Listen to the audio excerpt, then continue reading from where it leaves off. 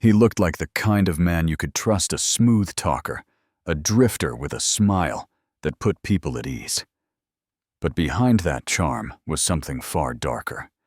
His name was Jeremy Bryan Jones, and by the time police finally caught him, he was one of America's most feared suspected serial killers.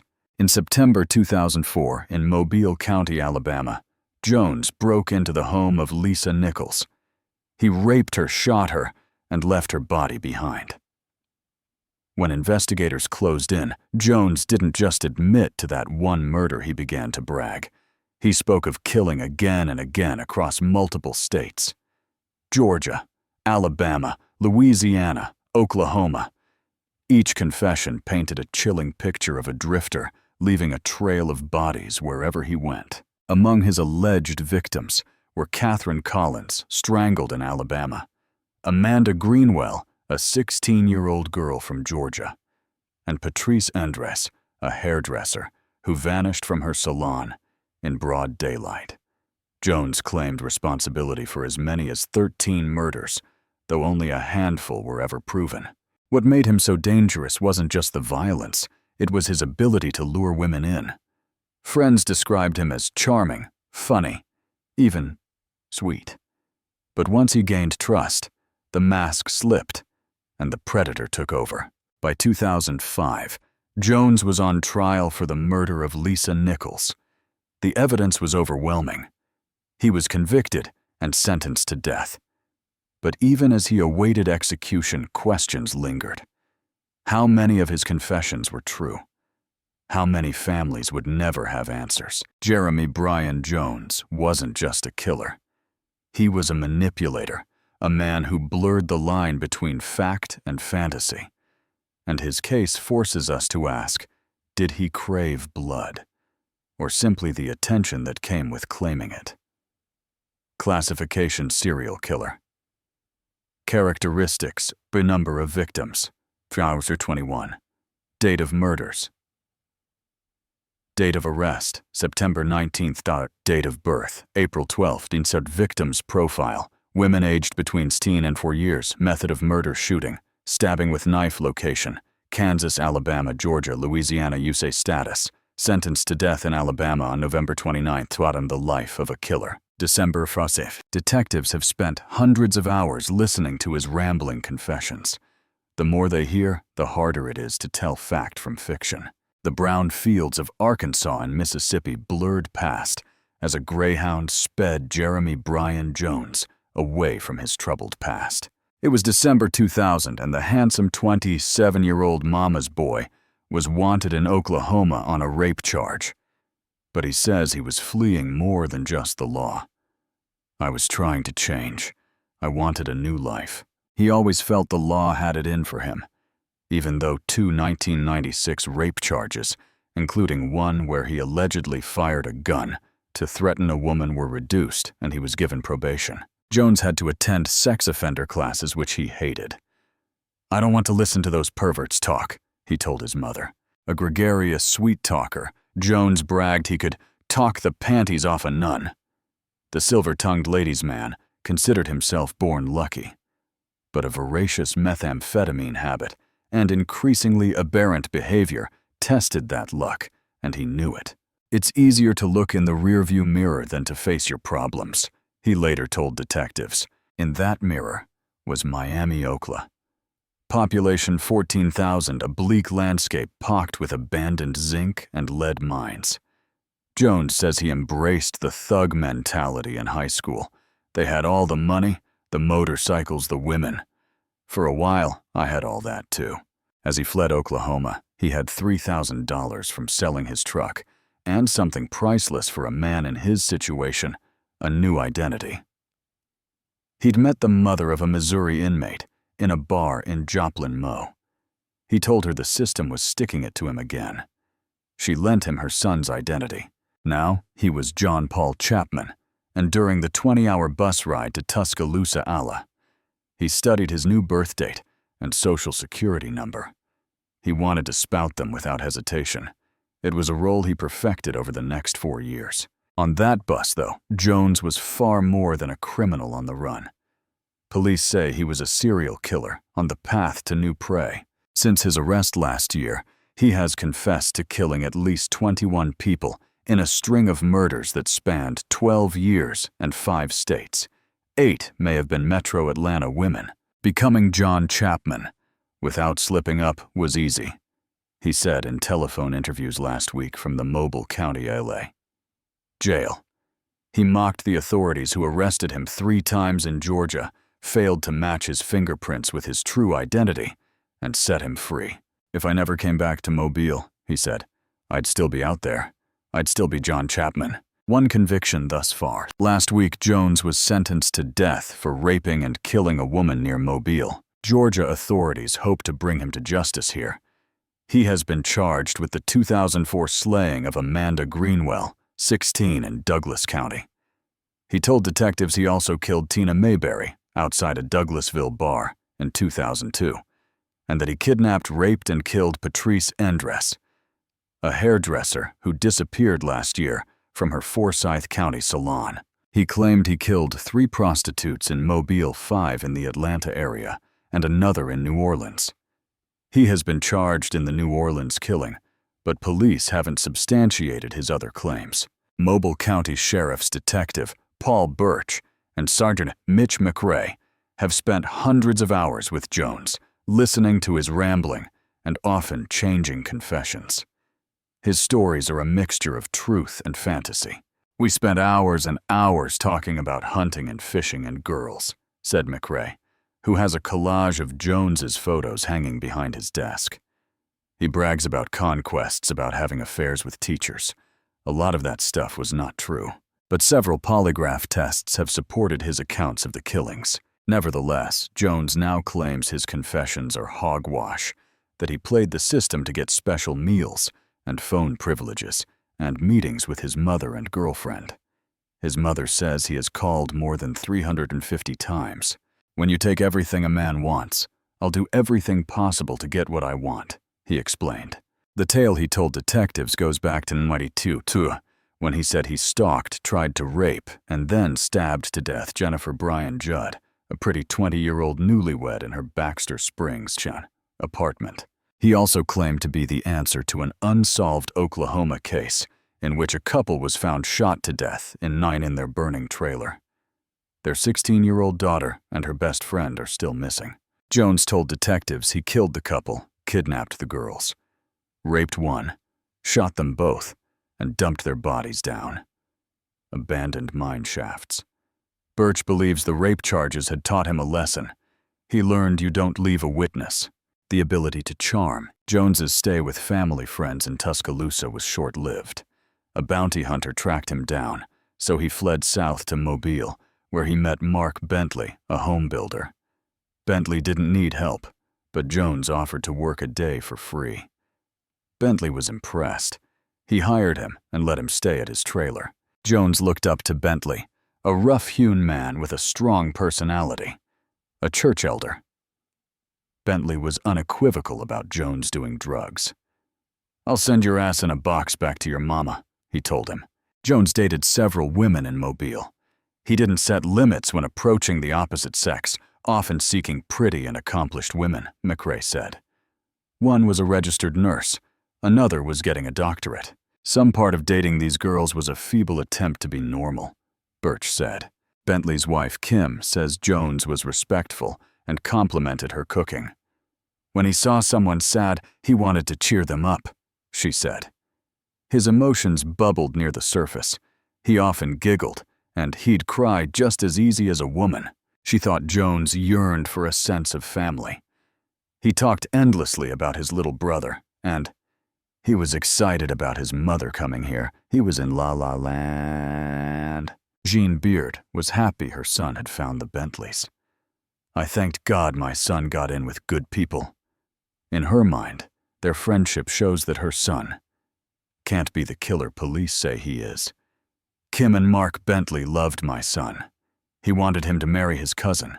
Kim Bentley's teenage stepdaughter called Jones Ken, as in Barbie's boyfriend. We were a family, said Kim Bentley. He wanted to fit in with it all. He did. He fit in with everybody he met. but Jones eventually fell out with his adopted family. Bentley said he was often strung out on meth. He moved to a motel where he met Craig Baxter, a Douglasville man, working temporarily in Mobile. Jones approached Baxter at the motel, saying he liked his t-shirt. He'd keep a conversation going whatever it takes, Baxter recalled. When Baxter returned home, he left Jones a note. "If you're ever in Georgia, give me a call." Jones took him up on the offer 2 months later, in May 2002. He had been beaten up and needed cash. Baxter wired $50. The next day, without warning, Jones, with stitches over his eye, appeared on Baxter's doorstep. Baxter let him stay in the basement. Jones gave Baxter's wife, Jan, bad vibes. "He kept weird hours," she says. "He'd be gone a lot at night." Once, while watching the Osbournes on TV, Jones went on about Ozzy Osbourne's daughter. "Ooh, what I could do with that," she recalls him saying. "I remember feeling uneasy." Finally, the Baxters kicked Jones out. He was using drugs and not paying rent. Jones showed up at a neighbor's house crying. "He was very weak," recalled John McIntosh, the neighbor. "Things really upset him." McIntosh and his wife, Carrie, were splitting up, so he let Jones stay. He got him a job at Young Refinery in Douglasville, where McIntosh was a manager. John Paul Chapman passed a background check and was trained as a welder. Jones hit it off with the couple's son, Matt, then 12. They played video games, talked hunting, and horsed around in the backyard pool. On Halloween 2002, Jones made up Matt's face like Ace Frehley of the rock band Kiss, and Matt's friend like Kiss bandmate Gene Simmons. Then McIntosh says Jones headed to Gibson's, a popular Douglasville tavern. Hours later, about midnight, a woman in a Betty Boop costume left Gibson's to go to her car. Minutes later, Tina Mayberry staggered back to the bar. She had been stabbed repeatedly and died 2 hours later. No strong suspects were identified until Jones told investigators he did it. Her stepfather, Kenneth Timms, believes him. He had new information known only to the killer, Timms said. "She fought furiously. In his confession, he said, 'She whipped my ass.'" Carrie McIntosh, who has since reunited with her husband, believes Jones had it in for women. He egged her husband on when the couple fought. "He'd say derogatory things about women, about putting them in their place, about smacking them down," she said. One of his favorite jokes John McIntosh said was, "What do you tell a woman with 2 black eyes? Nothing. You done told the bitch twice." Carrie felt frustrated because people continually stood up for Jones. "His co-workers at Young Refinery used to rag me for dogging John," she said. "They even threw him a birthday barbecue." At 5'8", 170 sinewy pounds, many see him as a man's man kind of guy, she said. Jones contends. The man admired by his former co-workers is who he really is. "I'm a likable guy. I'm the guy next door," he said in an interview.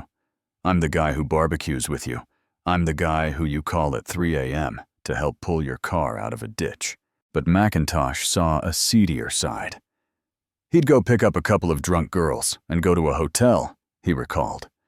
Jones told him he often picked up prostitutes on Fulton Industrial Boulevard. The monster came out when he was on meth. Jones agrees about meth's hold. "It's a sexual drug and ecstasy. You're on top of the world," Jones said. "It multiplies everything." In early 2003, Jones brought home a woman from a bar. McIntosh said she left quickly.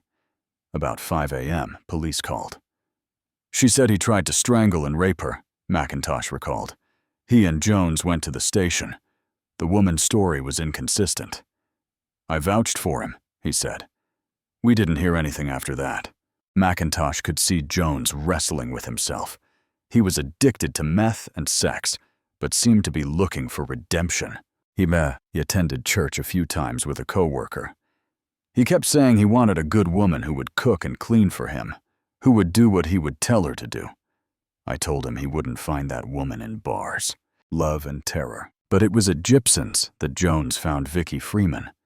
He told her he'd been admiring her from afar. Their first date was dinner at the Olive Garden and a movie. "He's kind, gentle, very loving," said Freeman. "I mean, he always put me first. Always thought of me. Little cards and I love yous here and there."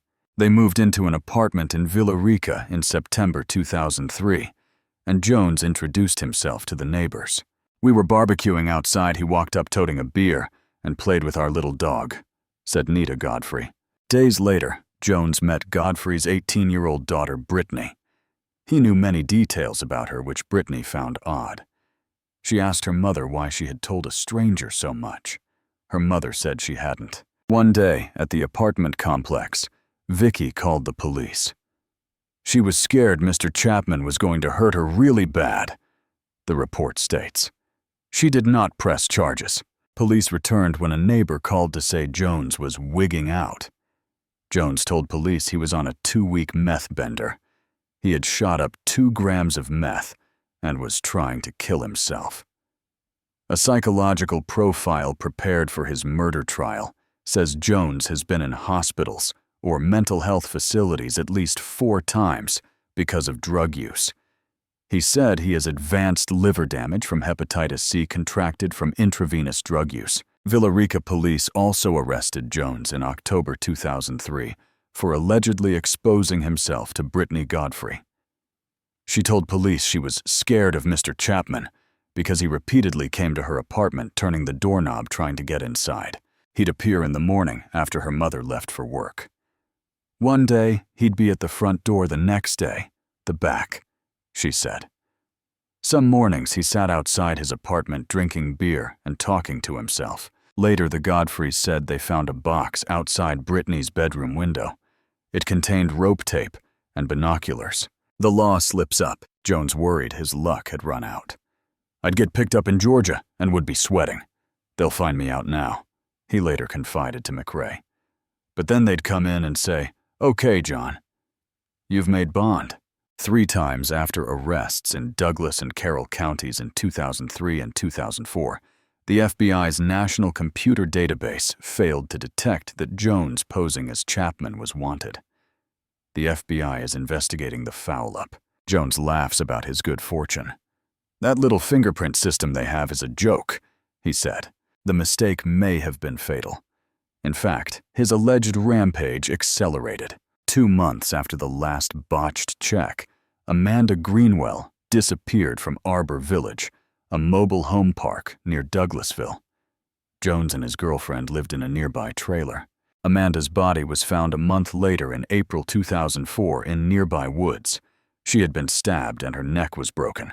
That same month, Patrice Endres, the Forsyth County hairdresser, disappeared from her shop. Jones later told detectives he got lost driving and happened upon her isolated business. He asked for directions, then took advantage of the situation.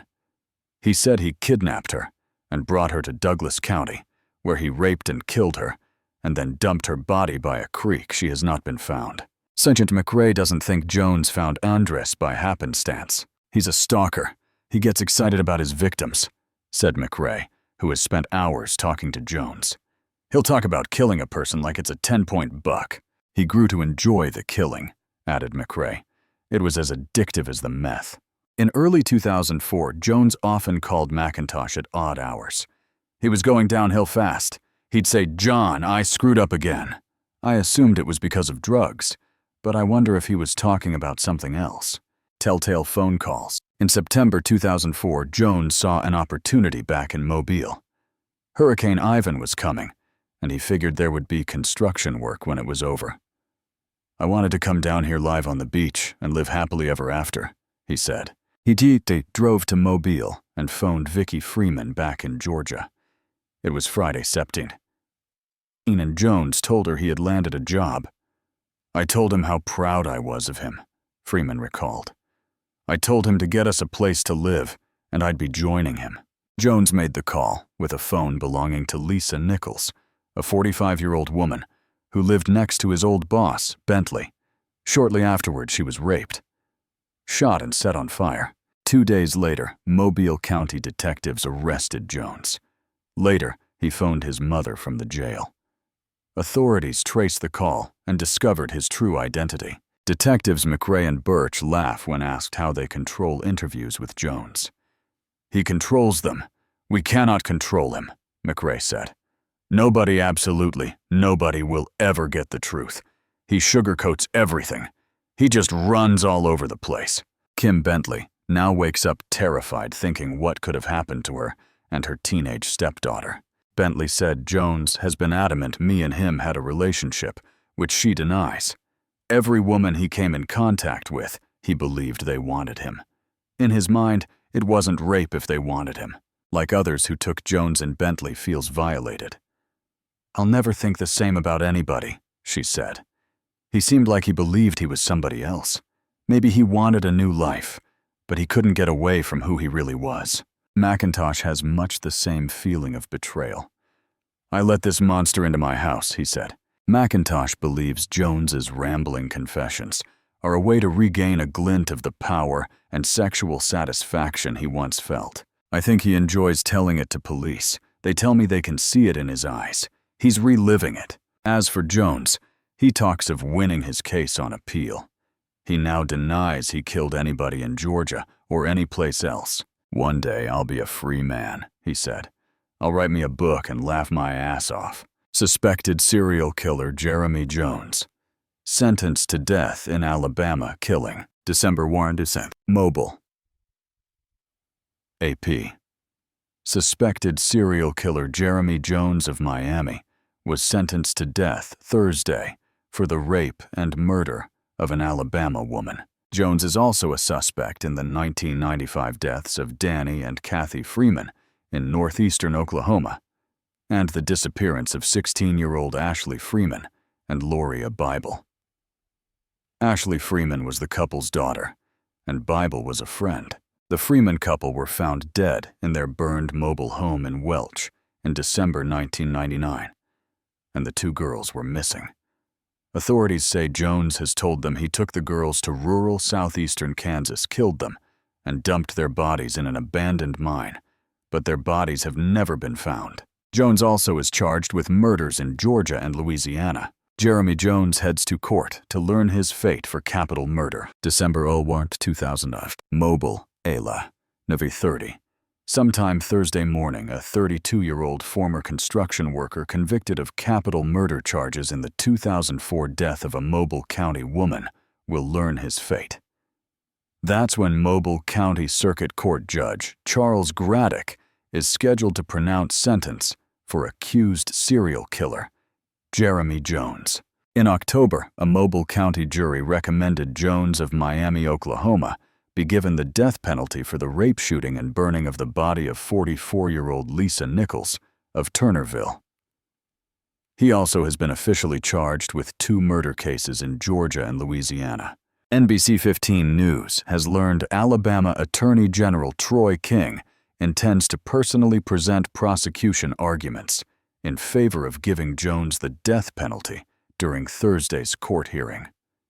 "He was a monster," said King, whose office prosecuted Jones. "He was able to lie without remorse, kill without remorse. The only remorse I ever saw him show was for himself, which shows what kind of man he is." Law enforcement officials say Jones's road to becoming a serial killer started in 1992 with the stabbing death of Jennifer Judd in Baxter Springs, Kansas. Then in 1996 with the shooting deaths of Daniel Oakley and Doris Harris in rural Delaware County. Jones says he then drugged Justin Hutchings in Pitcher, Oklahoma in 1999. 3 months later, he says he shot Danny and Kathy Freeman in Welch, Oklahoma, and also shot Ashley Freeman and Loria Bible and dumped their bodies in Kansas. He moved to Georgia and says he stabbed Tina Mayberry to death in 2002, followed by Catherine Collins in New Orleans, who was strangled and stabbed in 2004. A few months later, he says he also strangled and stabbed Amanda Greenwell in Georgia. The next month, he says he murdered Patrice Endress in Georgia. Then, a few months later, he shot and set on fire Lisa Nichols in Alabama. This year, authorities searched a pond in Chickasaw for bodies of some missing prostitutes and searched mines in Kansas for the bodies of Freeman and Bible. but found nothing. Police think there are even more bodies out there. Mobile County Sheriff Jack Tillman. There's other cases that fit his profile not just here, but everywhere he roamed around. Federal and county officials say Jones was in the area of each crime and knew information that only someone closely involved could have known. If Judge Graddick agrees with the jury's recommendation, Jones will immediately be transferred to death row at Holman Prison, Manatmore. Killer Jones says he has hepatitis C. November 28, 2000.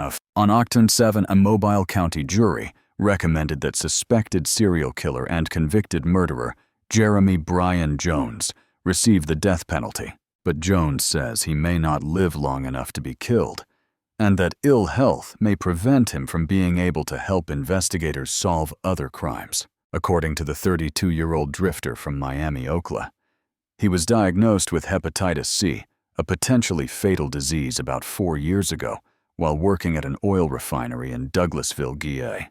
Although hepatitis C can be fatal, it's also possible for an infected person to live into their old age, even without treatment, said Melissa Tucker, a registered nurse and director of epidemiology at the Mobile County Health Department. The ability to survive the disease often depends on whether chronic liver disease develops, whether the patient contracts another illness, and whether the person drinks alcohol, Tucker said. With everybody it's different, she said. Jones said that when he learned he had the disease, he did not know exactly how long he had been infected. Jones told the Mobile Register recently, by telephone from Mobile County Metro Jail, that he is asked to be treated, but that jail officials have refused his request. The jail has never offered to treat me, the condemned man contended. Christina Bowersox, Mobile County Sheriff's Office spokeswoman, said she could not respond directly to Jones' allegation, as it relates to a medical matter, and jail officials by law must keep such information confidential. Bowersox did say, however, that no inmate is refused medical care at Metro Jail. Jones agreed to sign a waiver, allowing the Register to review his health records. As of Wednesday, the records had not been received from Correctional Medical Services, the St. Louis company that handles inmate health care at the jail. On October 26, Mobile County Circuit Court jurors found Jones guilty of capital murder in the September 2004 rape and slaying of Lisa Nichols of Turnerville. Judge Charles Graddick is scheduled to decide December 1 whether to agree with the jury's recommendation that Jones be sentenced to death, or whether to sentence him to life in prison without the possibility of parole. Besides confessing to killing Nichols, Jones has admitted killing a dozen other men, women, and children in Kansas, Oklahoma, Georgia, and Louisiana, according to investigators. Jones has been charged with first-degree murder in the slaying of a New Orleans prostitute and murder in the slaying of a teenage girl in Georgia. Given the additional cases, Jones's health could be a factor, not only in his ability to live long enough to be executed, but in his ability to stand trial and to work with law enforcement officers in other states. Jones said it was a doctor in Georgia who told him 4 years ago that if he didn't get treatment for the disease and kept using drugs and alcohol, he would be dead in a matter of years. As a result of the many appeals available to a condemned person, it's not unusual to spend 15 years or more on Alabama's death row while awaiting execution. They want the governor to sign my death warrant, and if they don't treat my hepatitis, I could die in a couple of years, Jones said. That's fanned up. It's just suicide 2 years down the road. Tucker said that even if hepatitis C develops into chronic liver disease, there is only a slim 1 to 5% chance that the person may die. Symptoms of the disease include abdominal pain, loss of appetite, fatigue, dark urine, nausea, and in some causes, jaundice or a yellowing of the skin. Tucker said the disease most often is transmitted to another person by the sharing of hypodermic needles or razor blades, and from a mother to her baby before it is born. She said unprotected sex is the least likely way of transmitting the virus.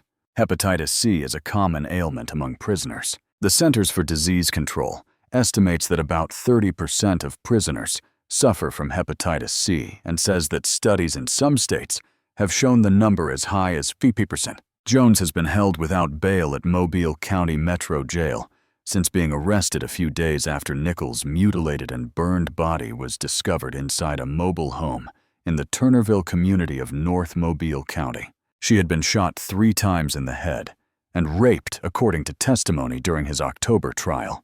Habib Yazdi, one of the 2 court-appointed attorneys who defended Jones during the Nichols murder trial, said recently that Jones told him that he suffered from hepatitis C. The lawyer said he could not confirm, however, that Jones had been denied treatment.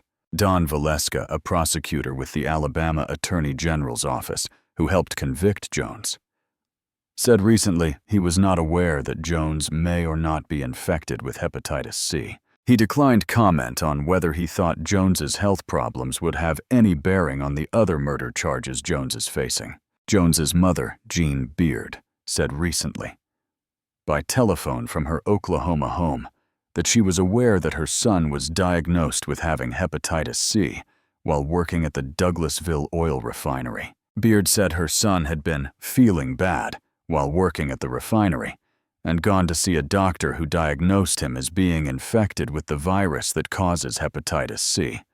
If Metro Jail officials are refusing to treat Jones, it's unfair, his mother said. He needs treatment, yes he does, Beard said. If not treated, his liver will get worse. Jones is charged with killing New Orleans prostitute Catherine Collins in February 2004. According to New Orleans police, Jones has confessed to stabbing and strangling the 47-year-old woman and dumping her body in a vacant lot near the French Quarter. An article published in the New Orleans Times-Picayune said that while New Orleans detectives were questioning Jones about the slaying, he began furiously picking at sores on his face and neck symptoms of his advanced case of hepatitis C. Tucker, the registered nurse, said she was not aware of sores on a person's face and neck being symptoms of the disease. Suspected serial killer grants interview to national media. November 23rd. Mobile. Allah. November 22nd.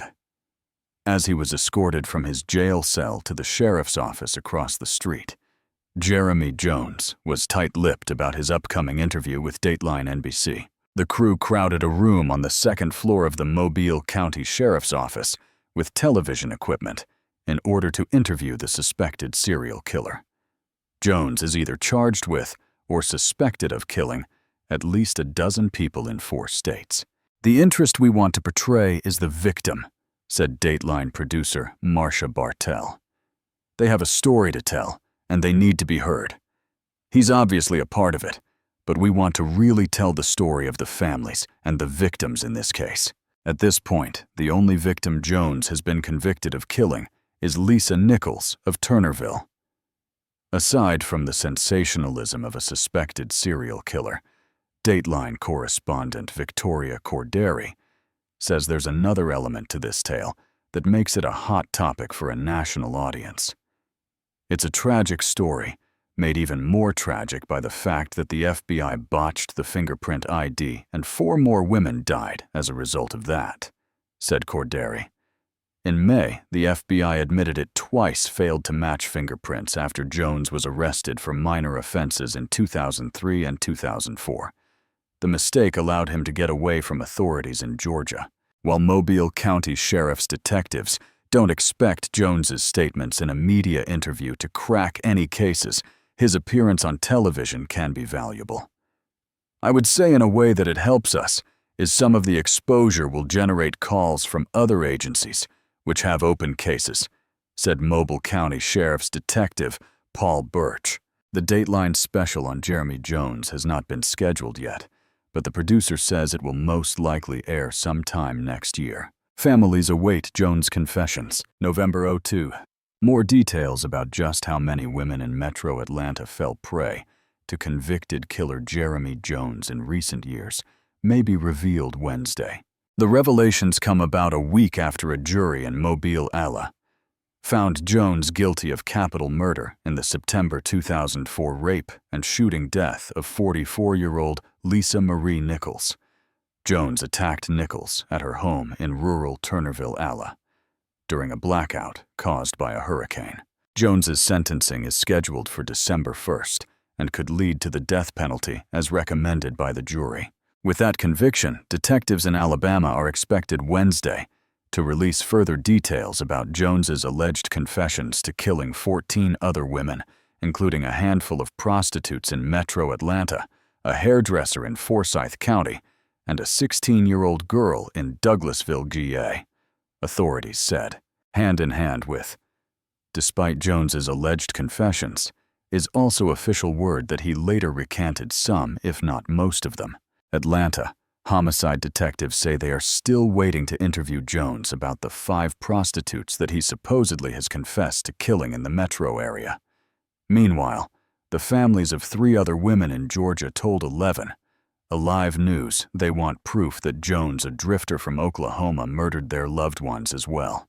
You just don't know how good a person she was, how fun she was, and how full of life she was, said William Mayberry, the brother of one of Jones's alleged victims, 38-year-old Tina Mayberry. And for that to be gone, that's devastating to us. It hurts, he said. William Mayberry told 11. Alive News, his family has relived Tina's murder every day for the last 3 years. Police say someone stabbed the 38-year-old woman to death after leaving a bar in Douglasville, GI, on October 31, 2002. Among Jones' confessions may be revealing his hand in Mayberry's unsolved murder. Detectives said they had to wait for Jones's conviction in Mobile before releasing such information to the general public. Jones may also help shed more light on the murder of 16-year-old Amanda Greenwell of Douglasville.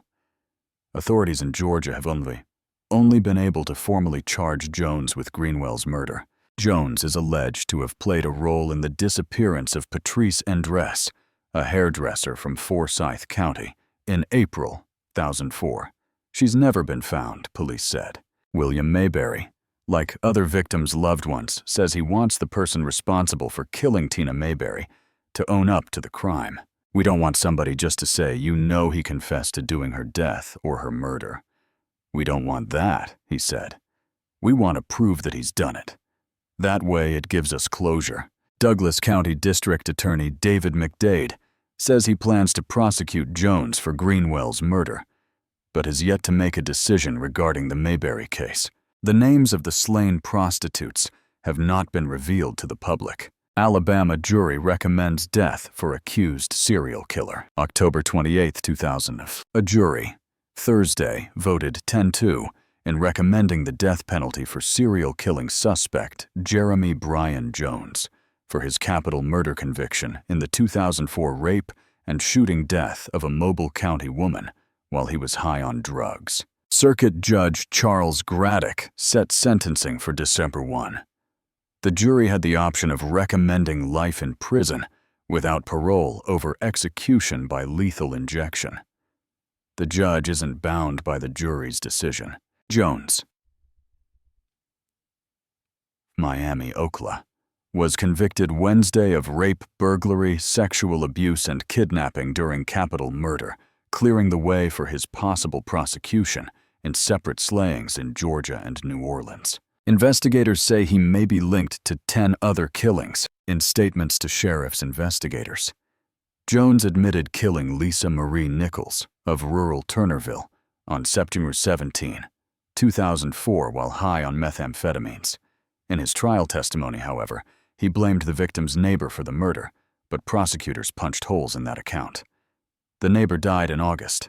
Nichols' daughter Jennifer Murphy of Theodore hugged one of the prosecutors after hearing the jury's penalty decision.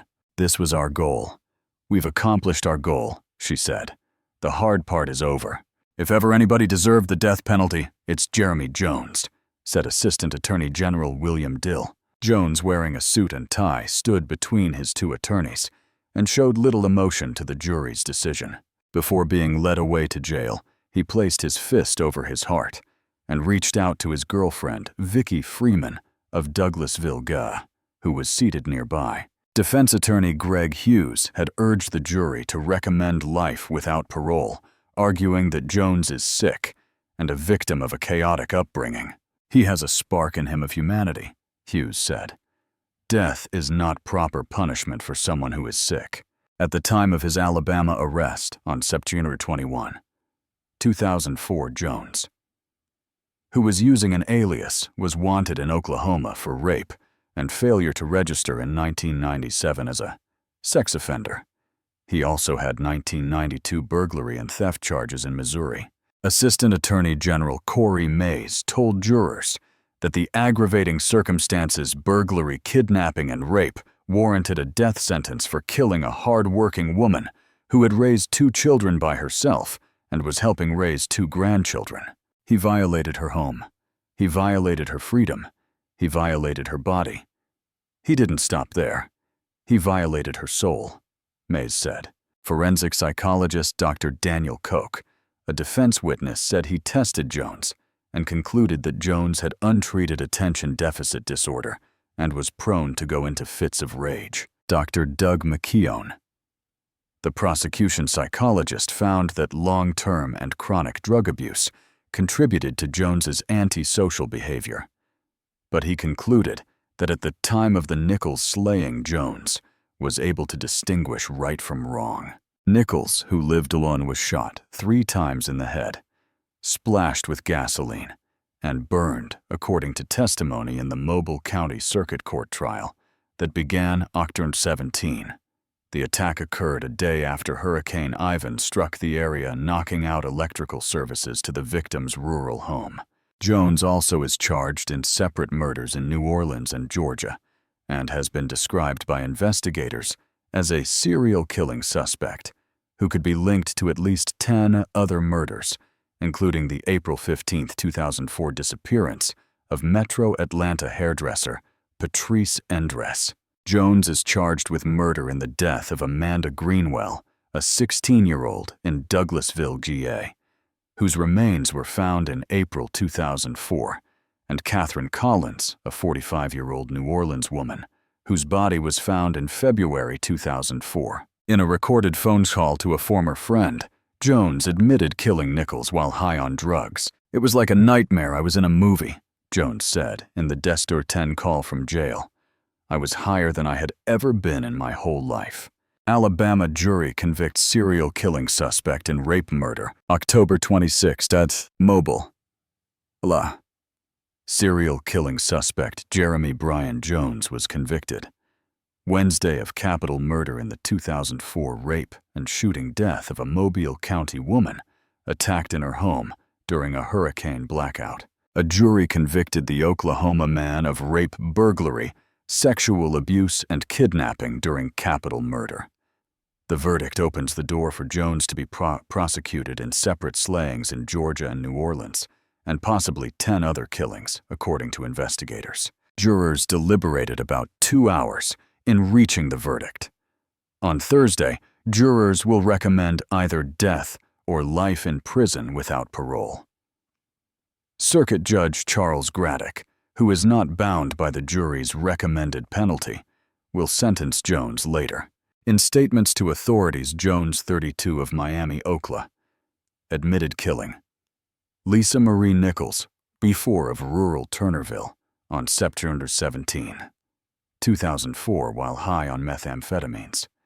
But his version of that night changed 3 months ago with the death of the victim's neighbor. Jones shifted the blame to the neighbor, saying the 2 of them together entered the victim's home.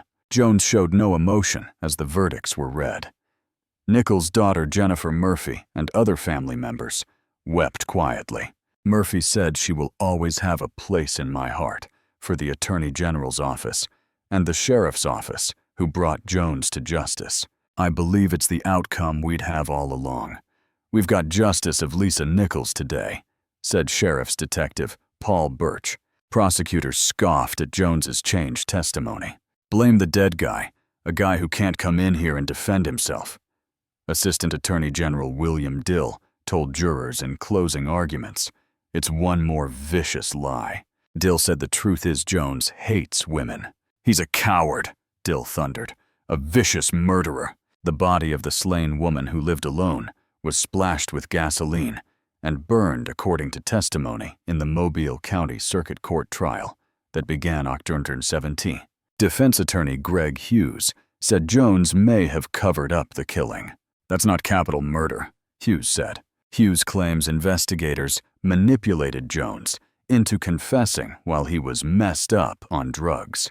By giving statements, Jones felt he could improve his living situation, Hughes said. He said Jones was removed from his cell, many times taken off suicide watch, and given food and phone access in exchange for details on the killing. "They were slicking him," Hughes said. Jones gave his version of the murder in testimony Monday and Tuesday, but his account didn't match the prosecution witnesses' chronology of events.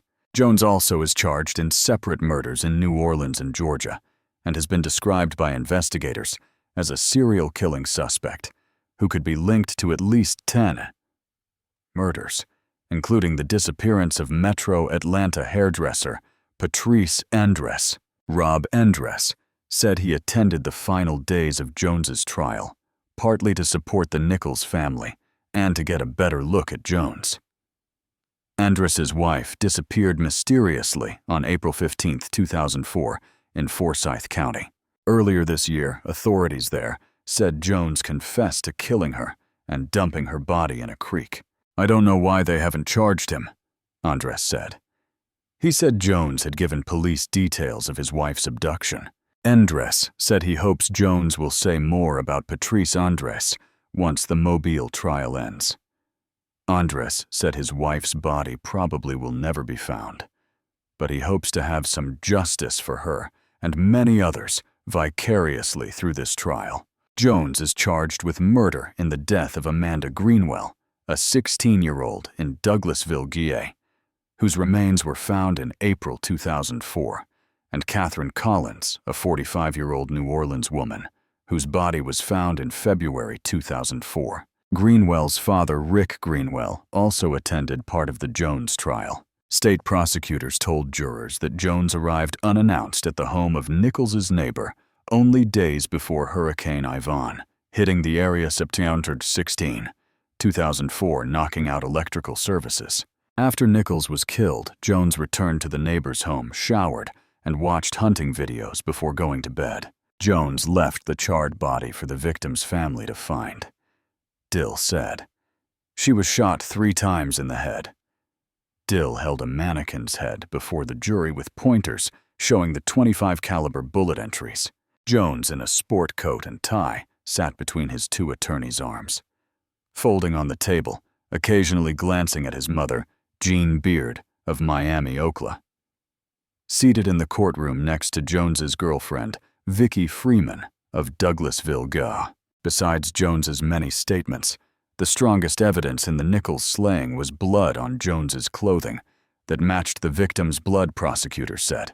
Assistant Attorney General Don Valeska, in his closing, read the jury the taped December 10, 2004 phone call between Jones and a former friend, Mark Bentley. Jones admitted killing Nichols while high on drugs. "It was like a nightmare I was in a movie," Jones said in the call from jail. "I was higher than I had ever been in my whole life." Valeska said that was not a confession manipulated by investigators. "There is no reasonable doubt in this case," Valeska said. He told jurors if they wanted to see evil, look at Jones, a coward, a moral pervert, and purveyor of drugs. Jones admits killing Mobile County woman, October 21st, Mobile. The jury in the capital murder trial of accused serial killer Jeremy Bryan Jones, who is also a suspect in the disappearance of a Forsyth County woman, heard a recorded telephone conversation Friday in which he admitted killing a Mobile County woman while high on drugs. "It was like a nightmare I was in a movie," Jones said in the Decent 10/2004 recorded conversation from jail. After hearing it played to the jury, Jones wiped his eyes with a handkerchief as the courtroom fell silent. Bentley, a prosecution witness, testified Friday morning that he had allowed Jones, a 32-year-old construction worker from Miami, Oklahoma, to stay in Bentley's home when Jones arrived unannounced days before Hurricane Ivan struck in September 2004. Jones had worked for Bentley several years earlier. Nichols lived alone in a mobile home near Bentley in the rural Turnerville community, which lost electrical power during the hurricane. Nichols, 44, was raped and shot 3 times in the head on September 17, 2004. Her body was burned and later found by her 2 daughters and a son-in-law. Jones also is charged with murder in the death of Amanda Greenwell, a 16-year-old in Douglasville, GA, whose remains were found in April 2004, and Catherine Collins, a 45-year-old New Orleans woman, whose body was found in February 2004. In testimony, Bentley described how they entered the smoke-filled home with a flashlight and discovered the body. "I was freaked out," Bentley said. "She was burned up. It just about killed me." Jones had remained behind in the Bentley home and didn't go to the crime scene. "He asked me what did it look like over there," Bentley recalled. In the December 10 taped statement, Jones said he didn't know why he did it. "I was higher than I had ever been in my whole life," Jones said. Bentley told Jones, "I thought I knew you, but I don't. You knew me. You just didn't know me on drugs," Jones replied. When arrested September 21, 2004, Jones was using the alias John Paul Chapman, later determined to be Missouri prisoner. Jones' attorney has conceded that Jones had a history of abusing methamphetamines, but argued that police had arrested the wrong man. Jones' girlfriend Vicki Freeman of Douglasville, GA, his mother Jean Beard of Miami, Oklahoma, and several other relatives attended Friday's court session. Jones mouthed, "I love you," to his mother, seated in the courtroom for the first time Friday. Beard said she believes her son is innocent. "I only have 2 sons," she said. "He's a good boy." Jones has also been charged with murder in separate slayings in Georgia and New Orleans. An investigator said Friday that about 10 other unsolved slayings have possible links to Jones, and the number could be 20. Mobile County Sheriff's Detective Paul Birch said some of the other cases without charges apparently involve slain Atlanta prostitutes.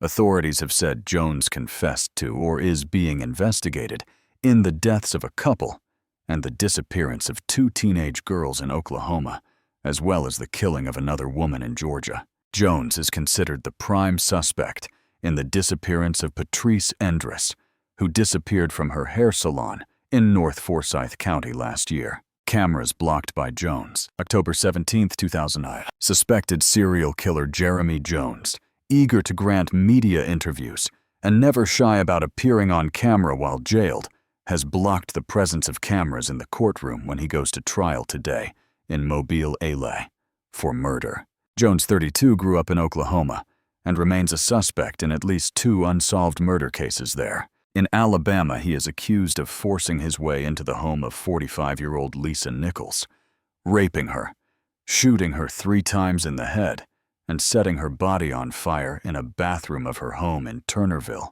on September 17, 2004. Jones opposed a media request for cameras in the courtroom for the trial that starts today in Mobile County Circuit Court, further angering the victim's family.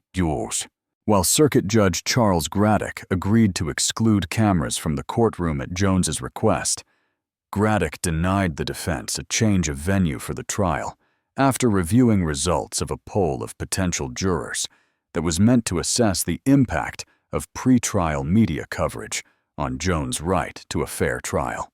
2 mental evaluations of Jones were conducted this year, and the judge has ruled that he is mentally competent to stand trial. Most damaging to Jones may be some videotaped statements he made to investigators in Alabama. Against defense attorneys' objections, the judge has ruled that much of those taped statements can be admitted as evidence in the trial. "We think we have pretty good forensic stuff too," said Don Valeska, the Assistant State Attorney General, who is prosecuting the case. He would not discuss what the forensic evidence entails before the trial, which he expects to last a week. Jones has always maintained his innocence in any murders to members of the media. He told the Globe in a telephone interview earlier this year that another man who was staying at the same residence where he was living in Mobile County killed Nichols. Jones claimed to have come across the murder just after it took place and to have seen the other man with a smoking gun. Besides the Alabama case, Jones has been charged with the murders of a prostitute in New Orleans and a girl he lived near in Georgia before moving to Alabama. Alabama investigators say Jones confessed to at least 13 murders in 6 states after his arrest in Mobile County. He also indicated knowledge of the murders of several prostitutes in southern states, they say. Oklahoma and Kansas authorities in late June searched an area of old mining pits and sinkholes southwest of Galena Khan. Based on information Jones provided Oklahoma investigators during 2 days of jail interviews in Alabama in January. They were looking for the bodies of Ashley Freeman and Lauria Bible, 16-year-old girls from the Welch, Oklahoma area who disappeared in December 1999 on a night when the Freeman girls' parents, Danny and Kathy Freeman, were murdered and their trailer home was set on fire. Craig County, Oklahoma. Sheriff Jimmy Suter says Jones confessed to killing the Freemans and told Suter and an agent from the Oklahoma State Bureau of Investigation that he took the girls to Kansas, killed them, and threw their bodies in a mining pit. The searchers in June were unable to locate any remains of the 2 girls in the area Jones had indicated. Suter said recently that he remains uncertain what to think of Jones's confession to the Freeman murders and the girls' disappearance. He gave us a good description of where he did the crime, the area, and so on, Suter said. But there's a lot of places there that look the same. Suter still thinks Jones is a person of interest in the unsolved case. He called the information he provided very convincing. I still think he had something to do with it, even though we didn't find anything, Suter said. They still could be somewhere over there. He said the search triggered various new leads, including one that led searchers to a mining pit north of Peacher, Oklahoma, 1 week after the search in Galena. That was a man-made air shaft 10 feet in diameter and filled with water. Suter said cadaver dogs showed some interest in the hole, but it was too dangerous to send divers down. Besides the Freeman murders, Jones also reportedly confessed to the unsolved murders of Danny Oakley, 37, and Doris Harris, 40, in 1996, in Delaware County, Oklahoma. Delaware County authorities have been mum about what they might be doing to verify or rule out Jones's involvement in that case. And so the story of Jeremy Bryan Jones ends not in a blaze of infamy, but in the cold stillness of death row. In 2005, the state of Alabama sentenced him to die for the brutal murder of Lisa Nichols. But long before that verdict, Jones had already carved his name into America's darkest chapters, not just through the lives he destroyed, but through the endless uncertainty he left behind. For some families, his confessions offered answers to years of torment. A missing daughter, a vanished mother, a sister who never came home. Jones claimed responsibility sometimes in chilling detail. But then he would retract, twist his words, or change his story entirely. Was he telling the truth, or was he fabricating horrors to keep himself at the center of attention? This ambiguity is part of what makes his case so disturbing. Jeremy Bryan Jones was not only a predator of women, he was a predator of trust, feeding on the pain of those desperate for closure. He left behind a trail of bodies, but also a trail of doubt. How many of his claimed victims were real? How many remain hidden, lost forever, to the silence of unsolved cases? On death row, Jones continued to be a contradiction, boastful one moment, evasive the next. In the end, no amount of charm, no manipulative confession could save him. His fate was sealed, his life defined by cruelty and deceit. The legacy of Jeremy Bryan Jones is not just the lives he ended, but the questions he left behind. Questions that may never be answered. Justice was served in court, but for many the truth remains buried. And perhaps that is his final crime, denying certainty to the very end.